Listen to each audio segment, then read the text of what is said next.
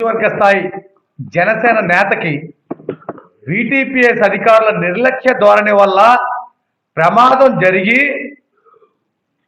ఒక పెద్ద ప్రమాదం తప్పితే 12 గంటల వరకు కూడా వాళ్ళ సెక్యూరిటీతో అక్కడ వాగ్వాదం జరిగితే ప్లాంట్ నుంచి ఒక ఎస్సీ కానీ ఒక సిఈ కానీ ఫోన్ చేసి పరామర్శించింది లేదు.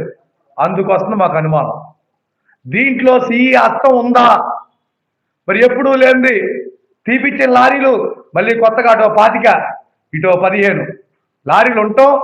మరి మా కారు పాస్ అవుతుంటే సడన్గా ఆ లారీని ఉందా?